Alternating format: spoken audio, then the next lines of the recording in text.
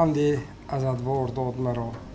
زمانه چون نگری سر به سر همه پند است میگوید رودکی بزرگوار. السلام علیکم بیننده‌های ارجمند، برنامه نوبتی در صحبت صاحب دلان منظوری شماست و راستی به سبب ما برنامه رو در صحبت صاحب دلان عنوان نکرده ایم، زیرا هر یک نفری که به برنامه دعوت می شود یک نفری صاحب دل است، در زندگی تجربه بوی انداخته است، با خود در کولوار زندگیش تجربه دارد و گفتنی های زیاد. گاه انسان ها اصلا انسان های بزرگ وقتی تنهایی فکر میکنن، اندیشه میکنن که در دل گفتنی های زیاد دارند برای جامعه امروز، مخصوصا برای نسل جوان جامعه امروز. و این برنامه امکانیت است، یک فرصتی است آنها را به هم می‌آوریم، آنها را به استودیو دعوت میکنیم، از صحبتشان هم خودمان بهره ور میشویم و هم امکانیت بدهیم که شما بیننده‌های ارجمند نیز بهره ور شده باشید. در صحبت ما امروز یک نفر حضور دارند که زندگیشان با بنیاد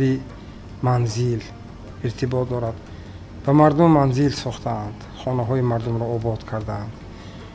برای زندگی بهتر نمودن شرایط زندگی انفراساختار ساختند، کارگاه های زیاده، بناهای استقامتی زیاده به محصول مهنت آن کس ارتباط دارد. در صحبت ما یوسف حاجی‌بویویچ قربانوف حضور دارند. خوش آمدید. تشکر. راستی هم صحبت من امسال ماه دکبر به سن مبارک 80 میبرم. اولا من شما رو با این سنه مبارک عمرتان 80 سالگیتان صمیمانه تبریک میگویم. تشکر. به شما پیش از همه تنی صحت، خاطری جمع، این همه خیلی بردمی و سلامتی و خوشنودی را همیشگی آرزومندم که همیشگی محفل های ما از حضور شما در این محفل ها برای امروز جان، برای ما مخصوصا برای نسل جوان یک مکتبی بسیار خوب است که از تجربه شما آموخته باشه. بله. خب چون سخن از 80 سالگی آغاز کردم، اولین سوال من همین گونه است که در این سن سال خودتان چه احساس میکنید؟ این جان من خودتون هم قطع کردید که اینقدر بردم. من راستی که بگم آنقدر که پیرگی حالی حس کردیم نی. حالی هم باشد من همین تو دقیقه ساختمانچا رفته همین شعبه با این سابقه داران تشکیل کردم. سابقه داران ساختمان یک تو با خارجیم پایکاری زندگیشون اهمیت داده استیم گفته همین های تشکیل کرده. خودم در نمونه زده میگردم دیازیرم. همین اسراری گویم مردم سالم گشتنتون رو از چی میدونید؟ از غذای درست یا از حرکت، از چی؟ این جان اساساً از ترتیب زندگی نظم و گذراندن. زندگیتون اگر با مقصد و مرام باشد، کارتون پیشرفته ایستد، اگر همون به موافق طبیعتتون کشاده میشد و سلامتیتون بردوام میشد و همین کسلی ها دور میگردید، هر گونه کسلی ها. اگر کارتون لنگ و پیش نرود و عصبتون ویران شود، انا سونی ناآمدی کار میگن که برای کار زندگی متی میگن که از پروردگار طلب کرده. اساسش همین. در خانه شما رو پس بسیار احترام و احتیاط و حرمت میکنن. قدری میکنم من وای های احترامونم، وای ها من احترامونم، خانه‌داری و همین یک دیگر فهمی شده نشتر. خب به هر صورت همیشگی در زندگی انسان میگن که مثلا در یک صحبت همین خیلی گونه یک اشاره بود که پس موافقت هر یک مرد یک زنی عاقله میست. بله. شما همین اندیشه که راضی هستید؟ البته ما با همین همسری خود قریب 58 سال زندگی کردم. ما همین زندگی کردیم، 6 فرزند بنیاد کردیم، 2 تاش بر وقت رفت، 4 تاش از حیات به 3 دختری یک پسر. همشون معلوماتی عالی دار. 3 دخترام همینجا خدمتچی دولتی، یک تاش کارمندی حفظی حقوق، پسرم باشد یک فرزند آخرم پسر و یا کارمندی همین و میزنادی اتشینی میگن که همین مناسبت بین خلقی از در خارج در اروپا خدمت میکند. راجع کردن یه هم هست. خدا و شکر همش. تشکر، سلامت باشید. خب همین انسان همیشگی هر سال هر 10 ساله هر یک زادروی داشته برای خودش یک گویم درونش به یک باطنش یک حسابات میتهد که چی رفت و چی ماند و چی کار شد و چی کدام کارها رو و همیشگی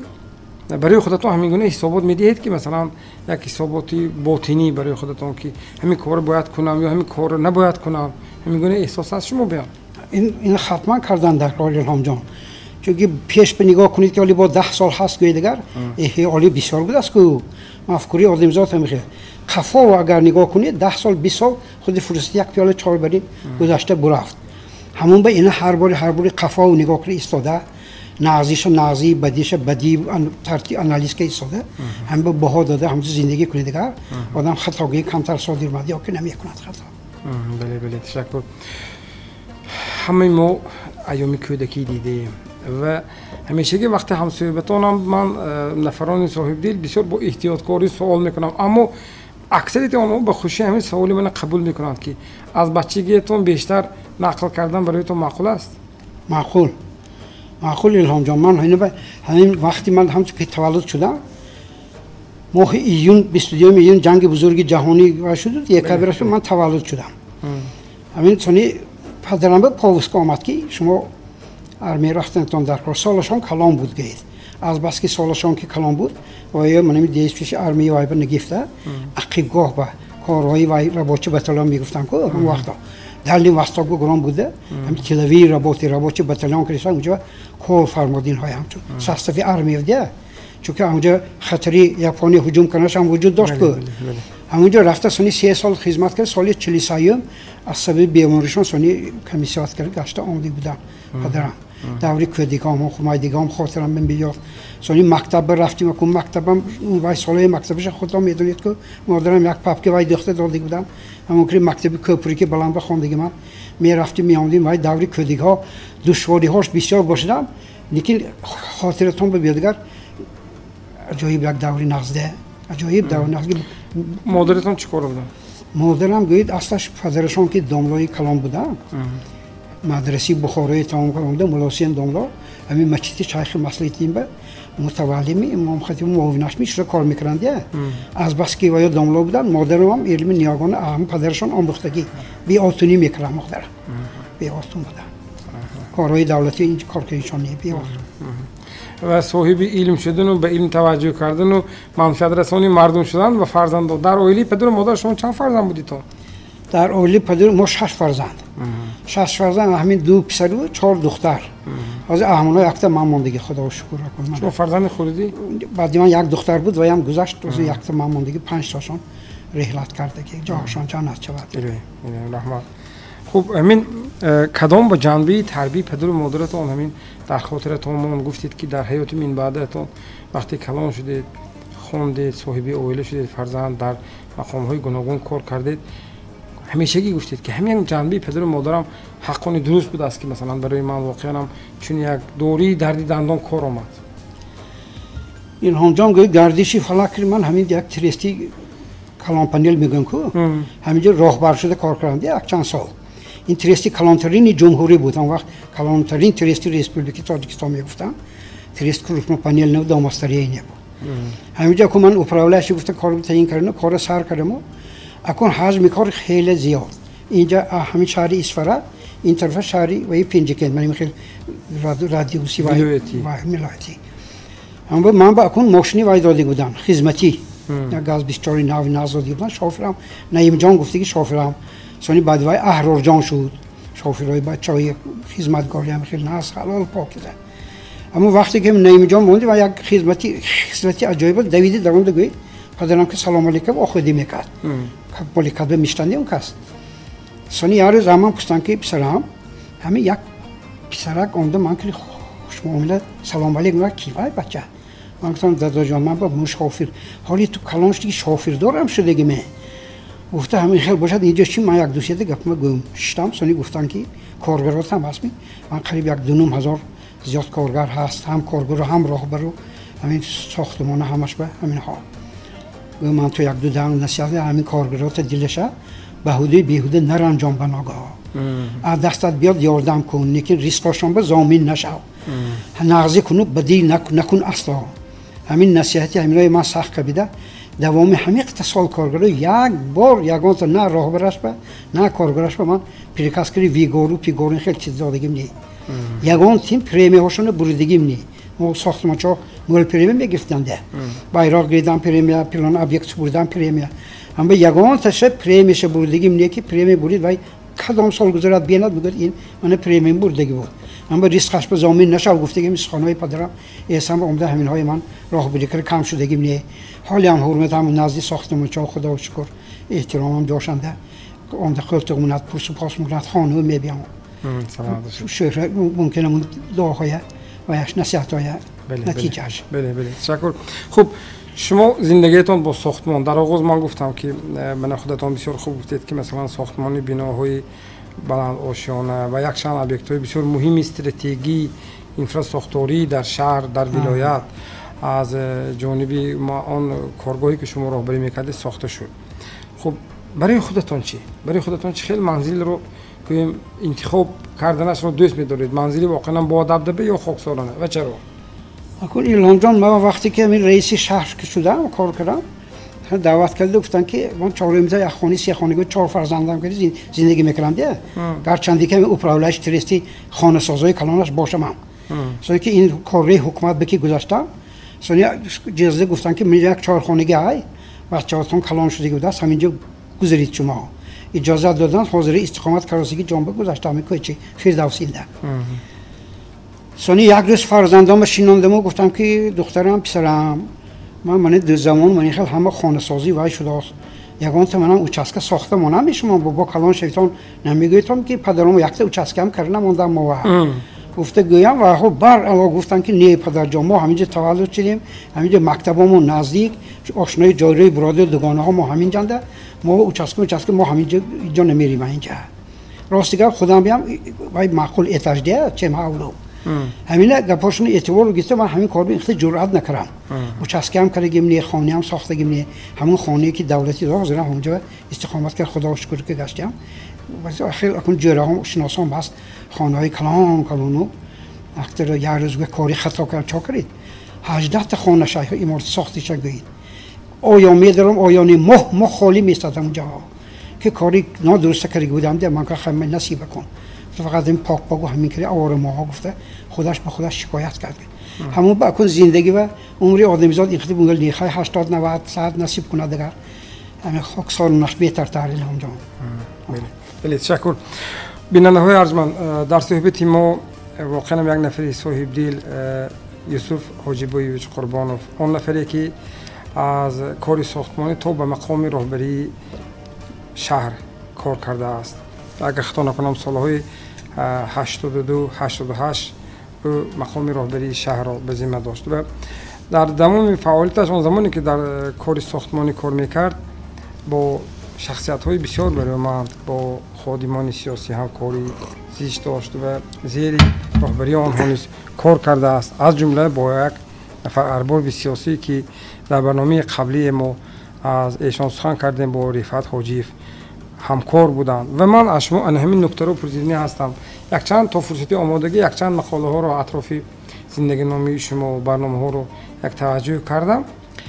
و همونجا شما ذکر کردید که با رفعت حاجیف کار کردن برایتان هم آسان بود هم قلای بود و هم دشوار و آسانیش رو گفتید که نفری راستگو راست قول و دشواریش ان که بسیار سختگیر بودند از این همکاری برای خودتون چی گرفتید؟ ایلهام جان این سوالی بی‌نهایت ناز دادید این رفعت حاجی برای من هم استاد هم معلم چی که گویید همش به طوری میبیام من این کسب سالهای 1969 یعنی ولایت تشکیل شدگیش نبود شهری لرنواد میگفتن این کس کاتبی یکمی شهری لرنواد کاتبی یکمی کمیته پرتوی کمیته شهری لرنواد شدم ده بعد من همون گارکن به من دعوت کردن گفتن که شما حکومت تشکیلات‌های صاحب استثمارات کار کردید کمتون من کاری پارتی هم کنید اینجا کار به میبید گارکن با خوب ما کن سالدتی پارتی بودیم یک گفته خوب همینجا اومده من اول معاون مدیر شعبه صنعت و نقلیات و ساختمان کرد کار بگفتن بایرا تصدیق کردن و کار سر کردم راهبر همین رفعت حاجی کن کاتب یکم بیشی یک هفتهش ما کار کنیم که من مدیر شعبه کردم مدیر شعبه نقلیات و ساختمان و صنعتی شهر اکن دویم شهری کلانی جمهوری صنعتش بسیار اون وقت 33-34 کارخانه صنعتی بود همونجا من معلم کردیم ما اکن هر کن من کمچون مدیر شعبه تست جزده میستن سوال جواب میکنن سپورچ ها میتین سانی از دوشنبه وزیرها می آمدن کدام وزیر نبیاد نزدیک کاتب یکم میبیاد آیا کسی بود و یا من دعوت من چون مدیر شعبه شنید اینجا گوش کنید و مسئله وظیفه ها باشد گویید گفتانه همین ها اشتراک از معلم محترم ما استاد عزیز ما خیلی گپ کار ما یاد گرفتیم وظیفه گذاری تحلیل کارهای و کارها چخیل بها دادن کارها رو ایرایش چه خیلی طلب کردن همین اینها وظیفه جا خیلی مشکل دیه این اگر دانسته ندانسته اگر حرکت کرده مونید خطاهای کلان صادر کردن ممکن همون با همین داملای محترم همین کارهای بی‌نهایت ناز آموخته گفته برای کارهای آینده هم خیلی من به یاردمی مساعدت کردی یاردمی کلان کردی تجربه اهمنا یاد گرفتگیم و یا هم سختگیر بودن من خودتون قید کردید هم لیکن آدمی عدالت پرور بودن خیلی عدالت پرور هم کار به سخت دروغ اصلی خیلی نمی واپچه نمیپریدن دروغ گند میدیدن همین راست قول راستوایی و مهنت کارین آدم بودن ما نوبت میشتیم شب با نوبت چطور میشدیم شبش که آمده کار میکنند ساعتی 9 شب آمده تا 12 شب هر شب ماشینشون کریسانی ما دیجونه با بوده خانه با خانه مونده خودشون بسانی میرفتن پیاده میامدن کار با آدمی خاکسار بعضی همین من نظر نقطه نظر شهر نزدی مردم خیلی آبروی اعتباری بلند پیدا کرده بودند من میفخرم که همینا که امرا کار کردم نه تنها همون شهری گورکانبه بعد اینم اوبکام تشکیل شد من دیگر کارهای راهبرینده بودم همون جندم اینا که من تسیس آخده و نزدشون رفتم مصلحت کردیم مصلحت گفتی همین کردی کارمای پیش میبردیم بله تشکر خوب یک قسم در آغاز گفتم اما همین سوال در ذهنم بود که من حتما بایدم اصلا همین برای شما ساختمان رو انتخاب کردید برای خودتون من گفت در وقتی همون ناو گفتی تو جوانی کودکی جوانی خیلی وقتی مکتب میخوندگیم کتابخانه دوست می‌داشتم همین یک روز دستم به همین یک کتاب فرامد درباره همین و این ساختمانی تاج محل شهر آگرانده هندوستاننده تاج محل همین شاه جهان گفته یک پادشاهی همون وقته دوامی قریب 20 سال به همین ساخته برای زوجه مهربانش تقدیم کرده همین تاریخش خواندم گفتم من به همین خیلی ذوقی کلام پیدا شد که ساختمانچا این خیلی بناها می ساخته سو این خیلی کاری نقض بوده سو گفته عدلم گذرانده موندم که همین وقت من صنف دهم میخوندم دوشنبه اینستیتوت پلی تکنیکی گشوده شد همون پلی تکنیک اینستیتوت به سال 56 گشوده شد این گازانو کلاسیک من 58 همون جنده استریتلی فاکولتیتش هم هست بینم اگه من خط کننده کو همین فاکولتیت گفت من بودم من همینجا میرم خلاص این تمام سپردم حجتامو گفته راست اونجا رفته داخل شدم استریتلی فاکولتیت همین اینستیتوت داخل من سعی میپسکاشته اون وقتنده رکتور ما رحمتی شادروان محمد سیفالدین اوسیمی بودن لکچرهای اون که من گوش کردی جناب من آنچه همین وای گفتگی تعلیم گفته یاردم گفته گپای وای گوش کرده خیلی زندگی بهره‌مند شده دیگه آدمی اکادمیک دانشمندی بزرگ بودن دیگه انا اونجا سانی همین ساختمان کرده همونجا خوانده ایستاده ساختمان شده من می کار کردی ساختمان چی شده برفتم سانی اونجا من کار به این کردم اومدم کار کردم تجربه آموختم همین سببی ساختمان چشتگی من سرچش من همه بسیار تشکر خوب من یک قسمت صحبتام گفتم که اگه خطا نکنم ما خطا گفتگیم نه یا 85 88 بود سالهای راهبری 85 88 شهر راهبری بله سال 1085 88 این اگه خطا نکنم سال 85 مخصوصا برای خوجند بسیار سال وزنین بود متیش بود بله هم گویم آفت‌های طبیعی همچنین زمین جنبی که مثلا سال 85 ماه اکتبر شد و مثلا همان سالها برای شما هم تو کار نو نفری که کار قبول کردید آسان نبود مثلا اینقدر یک ضربه های سخت طبیعت همون سال من همچون که خودتون قطع کردید سالی من هم تو رئیس شدم شهر بیو دیوم می 85 سال بود یک سیلی کلان باریده گوید بینات شهر به آسیبی کلان رسانده همه خرسنگای کلان کردیم من این ماستی کنیم ما هست که تو میانی ماست پوری خرسنگ بوده دست که برداشت نمیشه که سنگا همون آب کردی رفته اونده ماست روست این طرفه ها افتا سنتر میگویم باید طرفه سیمیاچای سعید رنگنگی و دنبه شده دایره فرارگی اما سیمیا چوبای الکتریکی در نی دایره خورفته است امارات های من 18 19 میکرایون پدولاش تا خمی پدیست پوری لایقه آب و هم خیلی همه رفته پور کلیفساندگی خانه های و محله های دوری و چپ اونجا های هم خانه ها ولنگار آب زیر کردگی دیوالا غلطیدگی همین دیومی مای 85 سال بود خیلی اینا آدم های دختار جلد سپارش داده و برطرف کردیم مهنتی ملطلب اومدین بعضیمه این گوید 13 اکتبر همه 85 سال بود که یک زمین جمعی خالتوسی کلان قریب 6 بال گفته اعتراف کردن این برای جای ما آنچه بلنده و اصلاش اگه 9 بال بر رشد چیگه همه بیناها این 6 بال برای همین شهر ما آنچه وزبین خانه های همه داشتاد 3 دادو لیکن طرف خانه‌های کوینتری شال کامبینات است که حاضر کوارتری بافنده میگیم بله بله اون وقت گرداک شالکوی کاخ میگفت خیلی عصبی کلان دید همون شب زمین جمعی شد و تاریک بود سحری صبح خسته رفته بینم که همه خانه ها ولنگار با ما کفیدگی دیرو همه آدم ها بیرون به ما اکتبر که بود خنکتر کو بیرون به بلندم کرپه پیچلک زد گل خان کرده دیدش پشتیان مردم شموش گرداک شد دیدم اون رفته خانه ها دارم که آبم یخیلش آی اسبان مینما گانده کار بینوش دست کو گفته آدم ها که صحبت که دل برداری کردیم آمده سانی اینجا شتاب کردی استاده آدمای اول جا کنیم نه کلوب موند نه چایخانه موند نه سپورت زال موند هیچ جا نموند گویده آدمای یک لاج کرده جا به جا کردیم که وقتی اینجا باشتم جاش ایسته همین حسی وطن دوستی و خلق پروایی مردم ما و اصلا همین خوجندی ما من همون جنده خالی شدم که آدمای همین بیخاندر ماندگی گفته خانه شما جا دادن بوده جا کننده همین گپ ها خودتون بیاد هیجان پخش بند کنید بنا هم با مردم خدا ما هزار رحمت میگم حاضرم قائل میشم همه جا داده چه کردن که همین تستر مساعدت شد و برطرف شود گفته همه یاردمی هم وقت من دولت ما هم وقت حکومت ما که همین آفتهای طبیعی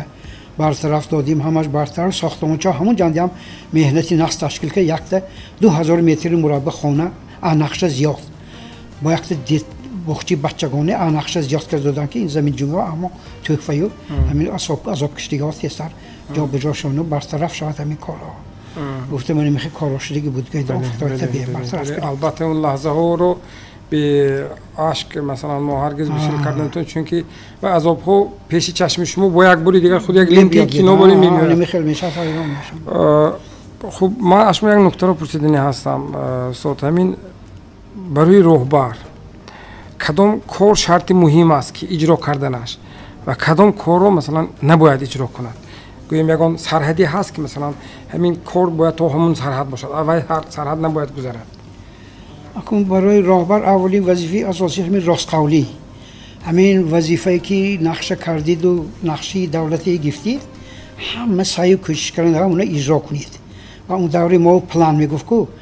انتظام پلانم جای خیلی سخت بود پلان اجرا کنید آبروتون بلند پلان اجرا نکنید دیگه شما مجلس ها و تنقید سکسگین آهسته به آبروگی همون برای راهبر سعی و کوشش غیرتی همین اجرای وظیفه خیلی مهم اگر همین وظیفه اجراش به داده شدگی باشد و همین به سعی و کوشش کنید همین نقطه نظر همون کارگرای هم همین ذات طلب میکنید بعد همونها هم همین روش شما درآمده همین کار میکند برای همین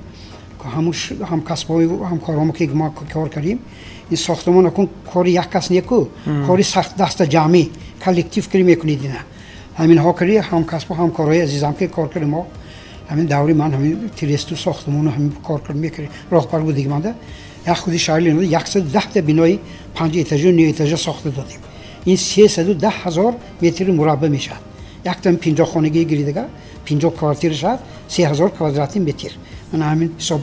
کامچوب کنید چند تا آدم خانه دار شدگی غیر از این من بناهای حکومتی ولایت و مکتب و باغچه و بالنیسه و کوپرکی ناو همین ها با کمونیکاسیون های آب و چراغ ایناش به استکچه اینفراستراکچور استکچه بیمارخانه ولایتی هم همین دور ما بود شد اگر اجازه باشد من یک سوالی دیگر ما از شما پرسیدنی هستم در مورد آنه که همین دوام همین قدر کارتون کاری راهبری هم دیدید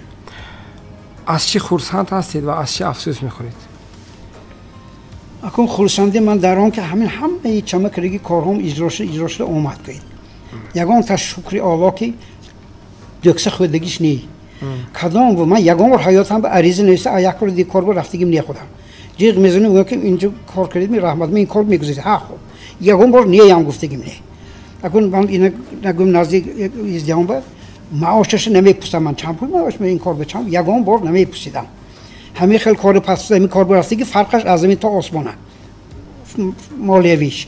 یا اون دستگاه یا اون کس به یک دن گوزدگی نه این نصیبتون به یارشه خواهی همون باشتم اینم کار کردید ویش هم گذاشت اینش هم گذاشت کمش هم میگذارد مولش هم میگذارد من این کارها اجرا شد من همین خیلی خرسند میشدم که گویا که قنات میبرارم دیگه همین بناهایی که ما چمه کردیم همین کوارتال با یا همین ماه با سپرده شود گویا دیگر همین به خیلی ذوقمند میشدم اجرا نشده موندگیش خاطرنامه هم نیست که همین نقشه‌ها اجرا کرده من یکم بار همین جهت همین افسوس دیگه اون من نکن زندگی هم کردن در کاگه افسوس خوری و جان نموند خودش افسوس خوری و جان مونست چون یک کار خطاگیشو مینوسش همون معلوم سانه بله تشکر خوب سخن درباره تربیت فرزند مشمول پرسیدنی هستم من فرزندایی که شما تربیت کردید بیشتر کدام جنبه گویم تربیت بیشتر اهمیت دادید که واقعا هم در آینده مثل شما یک نفری معرفت رسون جامعه شود دانش آموزان بوده دانش آموختن مکتبای نقص تمام کردن همشون اینستیتوت در آمده خواندن اینستیتوت هم تمام کردن وظیفه دار شدن همشون صاحب منصب صاحب وظیفه خانه دار فرزنددار یا خیلیشون نیوره دار وزیر کلام دخترم نیوره دار همشون من این تربیت کردی تربیت که حق گوشتیتون مهر و عقوبت کنیتون کلان سالای احترام کنیتون من این کردی همین روحیه و تربیت میدادم ما هم فرزنده همین روحیه و تربیت میدادیم که هم تو کنیتون خطا نمیکنیتون گفتن تشکر یک سوال دیگر تو سوالی گوییم رسمی برنامه همین آیا با روح پند و نصیحت انسان رو تربیت کردن ممکن است اکن انسان یا خودی تربیت کن گویید تربیت کری گفته فلان کار کن بسمدان کنه کن گویید و اگر خودتون نمونه نباشید وای پیخست میکنید و کارتون اخت پیش گفتون اخت گذران نمیشه هم برای همین نمونه شدن خودی کس مهنت کردنش در کار هم نصیحت میکنید خوان گویید دیگر خودتون خواندنتون در و یک کتاب خوان گویید خودتون دستان به کتاب نقابید ژورنال نقابید گازیت نقابید وای فرزندتون میبیند کن یا دیگر کسب گویدم و خودتون معلم خواندگی هستید می اگر کتابای نام نگیرید وای که صحبت نکنید هم آدم کردی در جنبه همون داخل تیم‌های عجایب وای میگید خودتون اخت خواندگی بری نیو چون من خوام میگه هم با اول پیش آدم نمونهش ایستاده بعد ثانیه تربیت کرده اون تو کن اون تمام کرده نصیحت کنه دیگر جاش به میفروزه میکنه بله تشکر بیننده ارجمند در صحبت ما یک نفر صاحب دل یوسف حاجی بویویچ قربانوف مهمان برنامه ما هستند و در انجام ما یک برنامه یک عادت داریم همین سه مصلحتی شما برای آنهایی که این لحظه ما رو تماشا میکنن مخصوصا آنهایی که جوان هستند آینده زندگی خودشون میسازن چی مصلحت میدادید اکن جوانای حاضر زمانی ما عجایب یک دوری نقض به زندگی کرده ایستادند همه شرایط مهیا من این خودم حالی کم گفته گذاشتم مکتب چخیل بود و بایها چخیل بود حاضر زمان مکتب دارید اینستیتوت ما میخواندگی حاضر مکتب 10 مرتبه 100 مرتبه اینستیتوت ما میخواندگی اعلی مکتب حاضرنگ مکتب هم به این جوانا و نصیحت هم بشه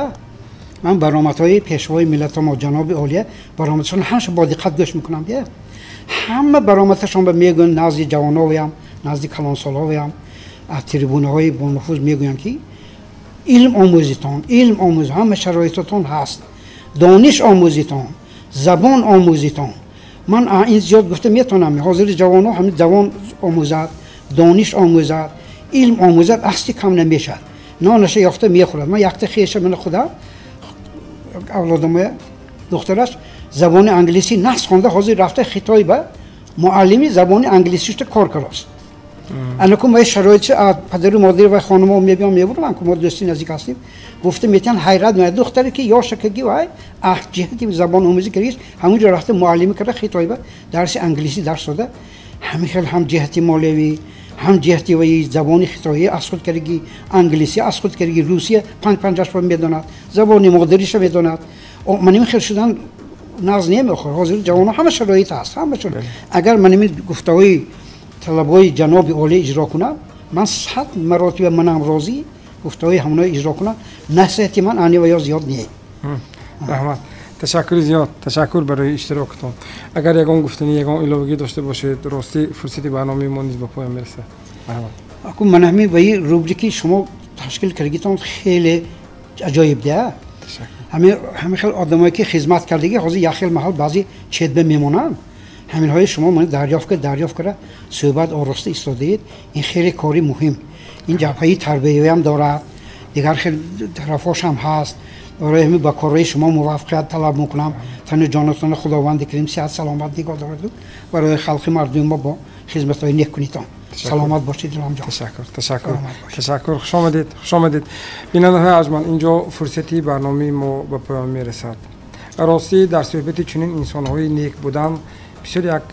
کتابی بزرگ زندگی است. زیرا آنها من بسیار یک عباره رو بسیار دوست می‌دارم گفتنش رو که آنها موی سیر خود رو نه در آسیا بلکه در آسیاب زندگی سفید کردند